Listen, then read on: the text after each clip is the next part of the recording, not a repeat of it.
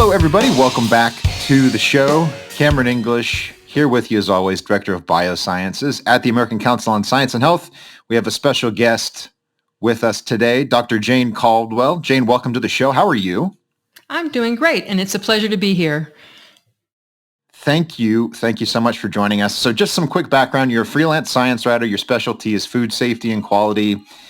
You're founder and consultant at Caldwell Food Safety, and you publish a weekly newsletter for foodies called Spicy, which is a very appropriate title, I believe, for something of that nature. We're talking today about an article you wrote recently for ACSH, and the title is an intriguing question: Artificial Sweeteners in My Brew? So I'm wondering if you can unpack that title and just give us a quick rundown of what this story is about. Well, golly, we all probably are using artificial sweeteners, whether we know it or not. They're in thousands of food products, foods and drinks, especially beverages, carbonated waters, sodas, a lot of diet foods, even things like toothpaste and chewing gum. So we are consuming artificial sweeteners daily. And the thesis of my article was that these particular substances, they're non-nutritive sweeteners, which means they pass through our bodies. They pass through our bodies and are ejected in our feces and urine and go into our wastewater treatment plants. And the rub is this: the wastewater treatment plants cannot effectively eliminate these products, which are very, very ubiquitous, and they don't degrade readily, and so they're in our environment now.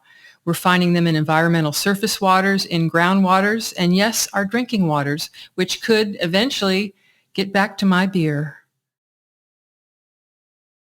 And see, that's where I draw the line. You keep your sweeteners out of my beer. That's line in the sand, can't be crossed. That's right. What I want to know, though, is how big of a problem is this? And I really like this topic because it gives us a chance to follow an issue as scientists are investigating it, and I think you make it clear in your article, we're not exactly sure how big of a problem this is. The research is being done. We just need to monitor what's going on. It's really useful for the public to do that because it gives us sort of a front row seat to how science is actually done. So let's start there. I mean, what does the research say at this point? Is this a serious pollution problem right now?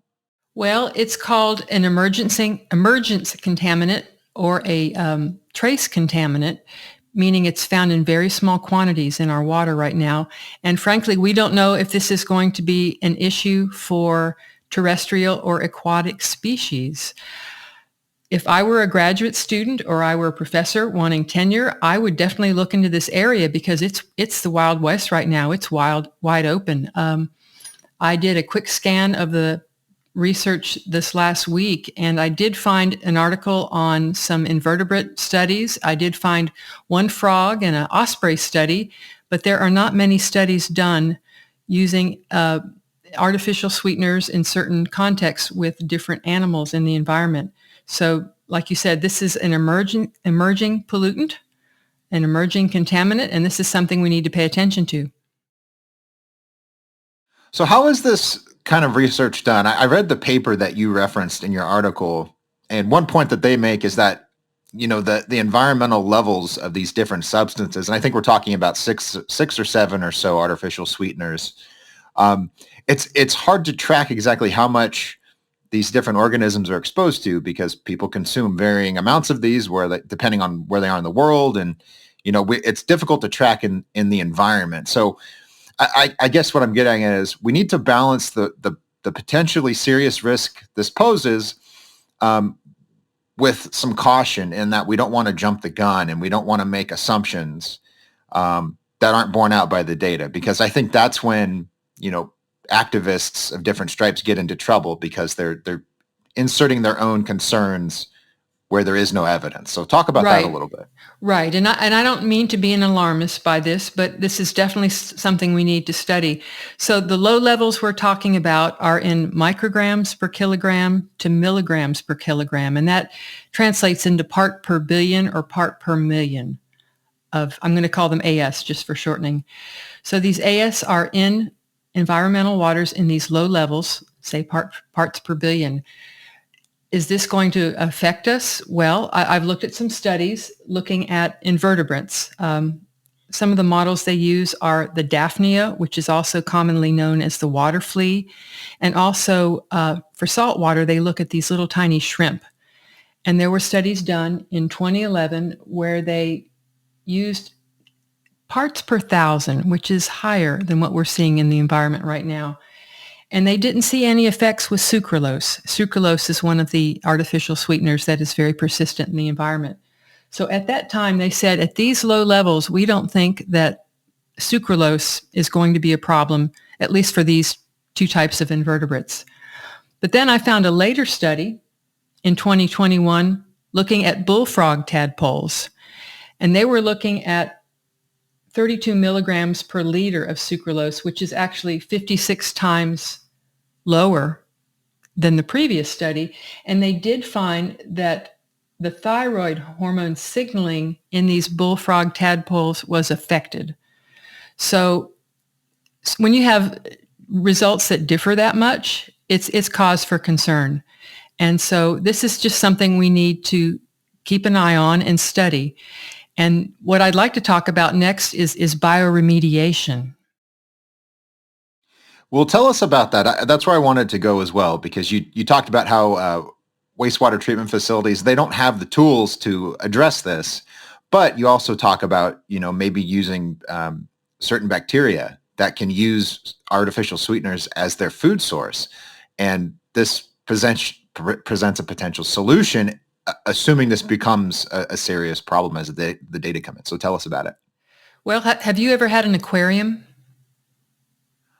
I've had a goldfish. I don't think I've had like an aquarium. Okay, so if you're an aquarium enthusiast, you know that you have to set up a water filtration system.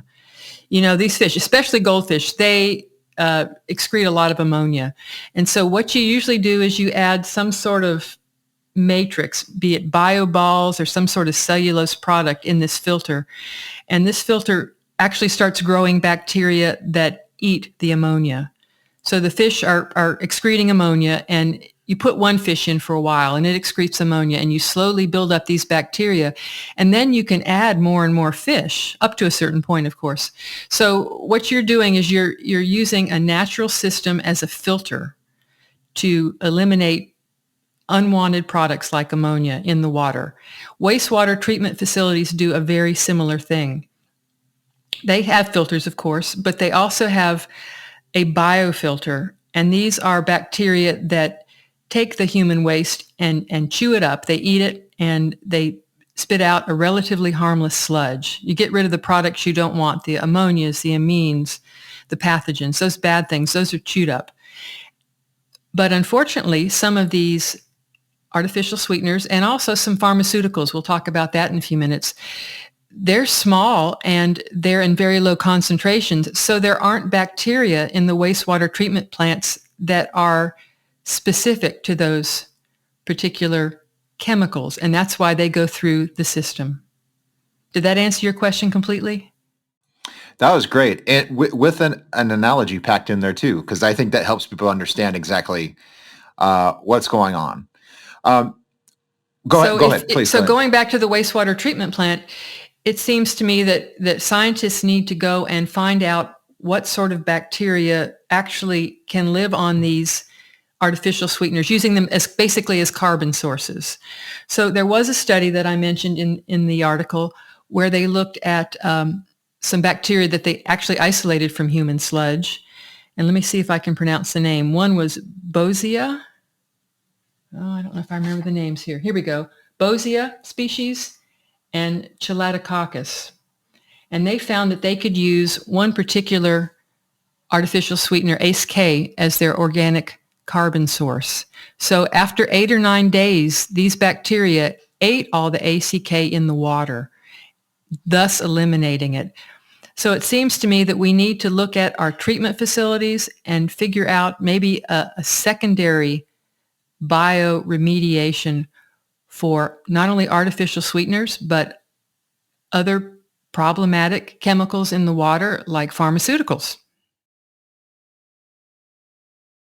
So how do you go about validating an approach like this and making sure that it's safe and it's effective? Because most people when they think of a new drug, I think the average person even understands, okay, well, there's this agency called the FDA, and, they have to do some kind of study where, they give the drug to some people and other people don't get it. And they try to see what happens. I think people can conceive of how that process works, but how do you do some kind of a field trial, I guess, to make sure that this, for one thing, that it works on a large scale and that it doesn't have some unintended consequence that could be serious down the road? Can you talk about that?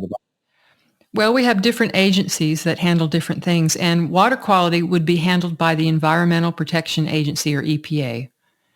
Food is divided, quite interestingly, between the USDA and the FDA, but the EPA would be handling water quality.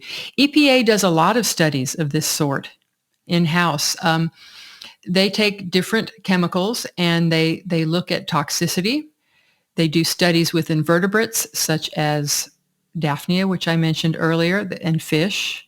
They also look at snails, other creatures, and they determine what they call, basically it's what concentration do you need to kill half the population? So they do studies like that, and they're not done in the environment. They're done in controlled studies in laboratories, and they figure out what are toxic concentrations of different pharmaceuticals, different chemicals such as caffeine and ibuprofen, other things that also pass through into our urine. And they determine what levels are safe. And then they go around and they monitor different waters. Then they do the field studies and they determine what areas are at risk. I remember when I used to go kayaking back in North Carolina, I would go into some rivers and there would be a sign put up saying, oh, by the way, if you fish here, you can only eat one fish a month because of lead levels or mercury levels. So the EPA does monitor environmental surface waters and looks for dangerous substances. That's good. So that should reassure people to some extent. There are people looking at this. I think when certain people comment on this publicly, it could be a journalist, it could be someone working for an advocacy group. There's sometimes the impression that there's no one monitoring what's going into your food or what chemicals you're exposed to. This is just kind of going on willy-nilly, and you could be in danger. And sometimes that's true. I mean, there are examples from history, but I think by and large, there are experts like yourself who are watching this. You have regulators watching this, and it doesn't mean the system is flawless, but there is an awareness that there could be a problem, and I think that's a really good thing. And it goes to the next issue I wanted to talk about, which is there seems to be sort of a division when we talk about environmental issues. On the one side, you might have, I don't know, what you might call like classical environmentalism, which is more concerned with reducing a particular pollutant or reducing the activity that causes it. And then on the other side, you might have, I guess you could call it something like eco-modernism, where you sort of approach the situation with the recognition that people do things a certain way. We have a fully developed industrialized society, and it's hard to put the brakes on that sometimes. So what you do is you employ technology to reduce pollution, or you employ technology to develop an alternative solution to a problem. And that seems, at least in my judgment, that seems to be a more effective way to go about solving these kind of problems. And I think what you're talking about with bioremediation is a good example of that. Do you have any thoughts on that debate between those two schools? Well, I would agree with you that I would go with the latter. I think the first step, though, we've taken the first step with this issue, and that we've identified a problem. Sometimes we don't know that something is an issue. So we've identified a new potential issue, and now scientists are starting to address it. There's also another group which I'd like to make you aware of. There are groups that do source tracking. Source tracking is used to help identify the source of fecal contamination in environmental surface waters and groundwaters. And source trackers use a variety of tests to determine whether, for example, fecal contamination occurred from runoff from a cow pasture, or maybe a leaky septic tank. And they can look at different bacteria which are related to different species feces. They can also look at DNA from the feces themselves to say whether it was a man or a cow or a dog. And they can also look at different chemicals.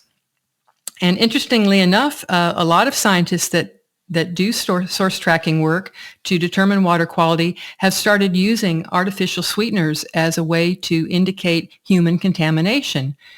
In the past, they've used other chemicals to determine if contamination was human. They've used caffeine. As you know, we drink a lot of caffeine. They've also used things like optical brighteners. Optical brighteners are phosphates in your laundry detergent that help make your whites whiter. And they've looked at other pharmaceuticals, such as ibuprofen. So there are people out there monitoring our water quality. I feel that at least in the United States, we have some of the safest food and water in the world. So I'm not at all concerned about my health or safety with my drinking water.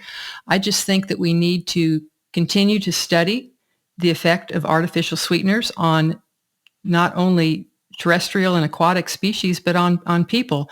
And we need to know levels that are toxic. As medical professionals know, dose is everything, and we need to figure out what doses of artificial sweeteners may be harmful. So I'm going to put my devil's advocate hat on for just a second, and I'm going to take on the form of, I don't know, say a villain from the old cartoon Captain Planet. And what I Okay. want to know from you, Dr. Caldwell, is why should I care about plankton or these little crustaceans that live in the ocean? Why should I care that they are exposed to these artificial sweeteners? I'm living my life. I have a family. I have a job. Yes. I'm an avid tennis player. Why do I care about this? I'm glad you threw in the tennis. That's good. Well, there's an issue called bioaccumulation. So if you remember in the early 50s and 60s, at least I remember, I grew up in Florida where there are lots of mosquitoes. And as a child, they used to have a truck drive by every night with a spray. They would spray DDT up and down our residential streets to try to eliminate mosquitoes. And of course, they want to prevent things like dengue fever and malaria. They use DDT. We used to spray it on our screens. We used to spray it under and in our house to eliminate mosquitoes. And what we found was there was an unintended consequence of using DDT. It was found that that particular chemical was very persistent and it could bioaccumulate in higher animals. So whereas maybe it wouldn't kill off the shrimp, but the shrimp would be eaten by the fish, which would be eaten by the pelicans.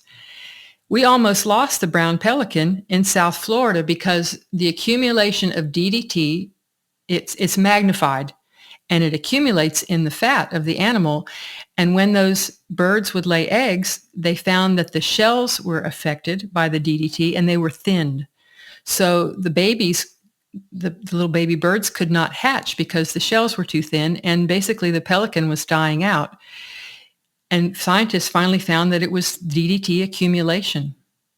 So whereas you might think, well, I don't care if a few snails die, it does work its way up the food web and could eventually cause problems with apex predators, maybe even with us if we eat a lot of shrimp or fish.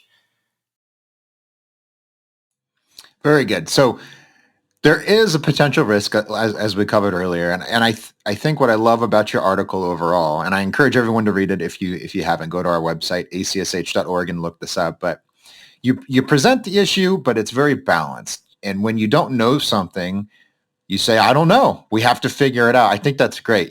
There's a lack of humility in our discourse, no matter the topic, but especially in the sciences. Someone who doesn't know anything about, I don't know, nuclear power will just get on Twitter and just start saying, well, I think thus and so, and that's foolish. No one should do that. But I think you sort of illustrate exactly what anyone should do, is saying, hey, this is a potential problem. Here's a potential solution. We're trying to fill in the gaps with the data. So thank you very much for that. I mean, as we wrap up, do you have any thoughts on that sort of epistemic humility and why that's important? Well, I learned very early on as a graduate student, it's very important to say, I don't know, when you don't know, because your peers, your mentors, they will find you out. So it is the best thing to say when you don't know about something. But it also helps you move in the right direction. Like I said, we've already done the first step, is we've identified a problem. And I would encourage, if there are some young scientists, maybe some young graduate students, or maybe some professors who are interested in environmental surface waters, here's a big gap in our knowledge. Please consider looking at artificial sweeteners in environmental surface waters. Good stuff. Well, there's your there's your graduate work if you're looking for it. um, Thank you so much for joining us, Jane. It's always good to have a guest on here to shake things up. If people want to learn more about your work and follow you online, where do they go? Oh, gosh. Well, they can go to the American Council of Science and Health.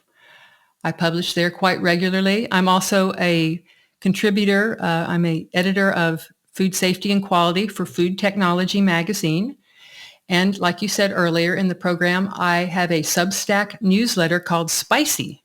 So if you go to Substack and type in Jane Caldwell or Spicy, you should be able to find my newsletter. And it is free. Free is good. Everybody loves free. And I think what I like about your writing is that you tackle very practical questions. So you recently wrote a story called The Power of the Dog Begs the Question, Is Rawhide Safe for Your Pet? That's just such a perfect question to ask, because I know every dog owner has had that. I've had that question. So I think you're not just writing theoretical stuff. You're writing practical, interesting articles. So if you want to read Jane's work and read all the other articles that we talk about on the show, you just go to our website. It's acsh.org. Go up to the subscribe tab at the top, click on that, punch in your email, and we will send you the articles we talk about in our dispatch newsletter every week. So when you show up for the podcast, you already know what we're talking about. So you'll be one step ahead of the game. But in any event, thank you all for joining us. Again, Jane, thank you. I'm sure we'll have you back at some point to discuss something else you've written. And until then, we will see you all